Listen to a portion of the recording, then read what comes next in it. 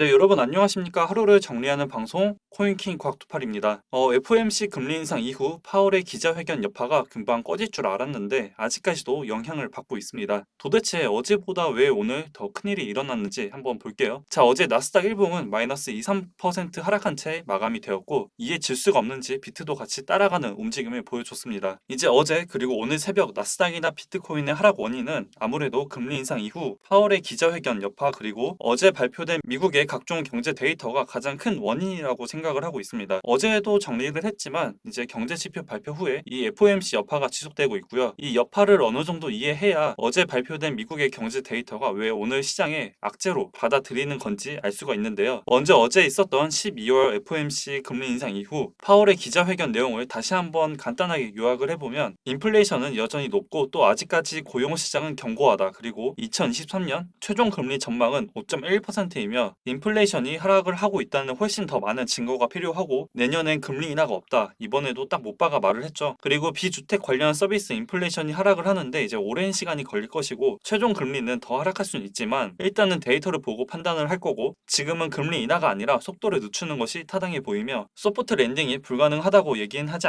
않겠다였습니다. 즉 이번 FOMC 금리 인상 이후 그리고 파월 의장의 기자회견을 앞두고 시장은 연준에서 50bp 인상할 거 진짜 우리 3살짜리 조카도 다 알고 있는 내용이고 최근에 물가가 고점을 찍고 내려오고 있고 또 뭐 소비나 에너지 가격도 기존에 비해 꺾이고 있으니까 그래도 내년은 금리 인하까지는 아니더라도 이제 동결이나 좀 완화적인 모습을 보여주지 않을까라는 기대감이 있었는데 그런 일은 일어나지 않았죠. 뭔가 기대가 컸던 만큼 실망도 컸던 것 같습니다. 사실 연준은 1년 내내 바뀐 게 없는데 말이죠. 어제 발표가 된 것 중 소매 판매나 필라델피아 제조업 지수 이런 경제 관련된 지표는 안 좋게 나왔지만 연준에서 금리 인상 때부터 계속 강하게 말해온 고용 부분이 아직까지도 강하다라는 걸 그대로 보여줬습니다. 그걸 보여준 게 바로 이 미국의 신규 실업 수당 청구 건수인데요. 진짜 딱 이것만 봤을 때 미국의 노동시장은 쉽게 꺾이지 않고 무너지지 않는다라는 걸 볼 수가 있죠. 이 노동시장을 왜 이렇게 중요하게 보냐면 좀 전에 기자회견을 요약해서 말씀드린 것처럼 노동시장이 너무 강하면 인플레이션이 지속이 될 수 있으므로 이 노동시장이 약해질 때까진 경제 지표들이 나쁘게 나와도 이제 완화하지 않겠다라는 의지를 보여줬습니다. 그리고 서비스 인플레이션이 파월 의장은 가장 걱정을 하고 있고 이게 가장 걱정이 되는 이유는 바로 미국의 강한 노동시장이죠. 즉 노동시장이 활발하게 되면 한 번 오른 서비스 인플레이션은 쉽게 꺾이지 않을 뿐더러 소비나 임금 상승, 위험 자산 시장의 상승 등 경제 활동은 이제 활발해지기 때문이고 파월이 1년 내내 힌트를 주고 있는 노동시장이 약해지는 데이터가 나와야 최상의 데이터인데 매주 발표하는 이런 실업수당 청구 건수가 다시 하락하는 모습을 보여줬습니다. 즉 실업수당을 청구하는 건수가 줄어들고 있다는 것은 이제 아무래도 노동시장은 여전히 견고하다라는 걸 볼 수가 있죠. 기존의 경제 관련 지표가 예상치보다 낮게 즉 안 좋게 나왔을 때 시장이 환호성을 한 이유는 하나의 어떤 공식처럼 연준의 정책이 완화될 수 있다는 기대감으로 이어졌는데 어제 파월 의장 기자회견에서 앞으로의 의지를 보여줬던 것처럼 경제 지표 뭐 안 좋게 나오는 거 모두 다 알고 있는데 지금 안 좋게 나왔다고 이걸로만 판단을 하지 않고 앞으로 계속 더 꺾이고 있거나 유지되는 어떤 여러 가지가 증명이 될 때까지는 변함이 없고 또 지금 이런 경제 지표들이 나쁘게 나오는 거 좋아할 게 아니라 지금 미국의 상황이 좋지 않다는 겁니다. 어차피 연준에서 이런 경제 지표들이 안 좋게 나와도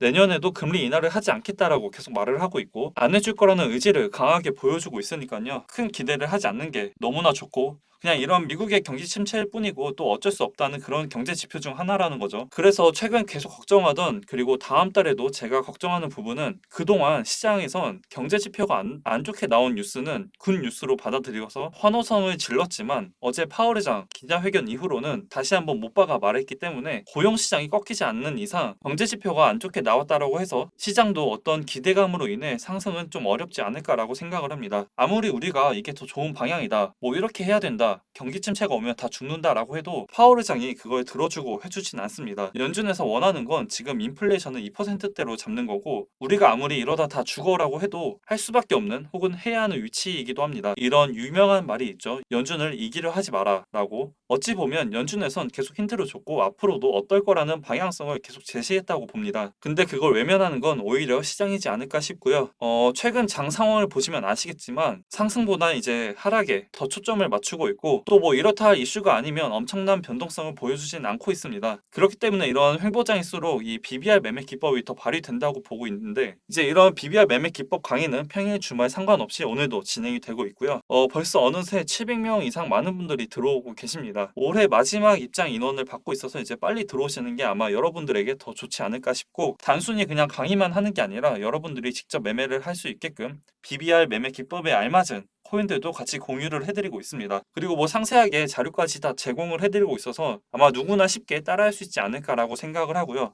좀 전에 말씀을 드린 것처럼 평일 주말 상관없이 이렇게 매매를 공유해드리고 있고 또 실제로 정말 많은 분들이 잘 적용하셔서 수익까지 보고 있으니까 한번 경험을 해보시는 것도 절대 나쁘지는 않을 거라고 봅니다. 만약 이게 필요도 없고 저거래서 손절만 계속한다면 이런 많은 분들이 이렇게까지 따라하거나 또는 공부를 하진 않겠죠. 많은 분들이 하고 있는 이유는 정말 간단합니다. 바로 수익까지 이어지기 때문이고 그게 아니라면 굳이 이 4,000명이 넘는 인원들이 모여있는 곳에서 이제 이렇게 말을 하진 않을 겁니다. 이런 매매 기법을 아무래도 여러분들의 기준에 하나씩 맞춰 나간다면 분명 여러분들의 무기가 하나쯤 되지 않을까 싶고요. 참여를 원하시는 분들은 이제 고정 댓글에 있는 링크로 참여라고 보내주시면 되고 입장하시는 대로 받아 보실 수가 있으니까 많이들 참고하셔서 좋은 결과까지 이어가셨으면 좋겠습니다. 자, 그리고 오늘 빗썸에서 아지트 코인이 상장이 됐습니다. 근데 지금 상장이 되자마자 논란이 되고 있는데 지금 빗썸에 상장한 아지트 코인이 대놓고 유통량을 구라치고 또 아무 문제가 없는 상태에서 닥사에 소속된 거래소에 상장이 됐습니다. 공식 블로그의 아지트 토큰 락업 스케줄에 따르면 파트너 물량으로 25%가 잡혀 있습니다. 국내 중앙 거래소 첫 상장 이후 10개월의 락업이 된다고 적혀 있지만 24일 전에 2,500만 개가 전송이 되어 유통이 되었고 아까 빗썸 가격 1,900원 기준으로 약 197억 원에 달하는 돈입니다. 근데 이제 이 이슈가 나오고 다음 재단에서 해명글이라고 할 수 있나 무튼 공지를 했는데요. 요약을 하자면 2022년 5월 27일 NFT 사업 모델 도입에 따라 토크노믹스 일부를 변경하고 홈페이지 및 백서 등의 토크노믹스를 투명하게 공개를 했으며 빗썸 거래소와의 커뮤니케이션 및 상장 신청에서도 변경된 토크노믹스를 전달을 했으나 2022년 1월 26일 기준으로 작성된 당사 내부 블로그 채널에 올라온 락업 스케줄 공지 글이 변경되지 않았습니다. 그 글을 기반으로 해 현재 커뮤니티 등에서 논란이 되고 있는 아지트 유통량에 대해 논란이 발생한 점에 대해 깊은 유감을 전하며 향후 유통량 공시 등 운영에 대해서 혼선 및 논란이 없도록 만전을 기하도록 하겠습니다. 라고 합니다. 그래도 이렇게 해명 아닌 해명 글이 했는데도 불구하고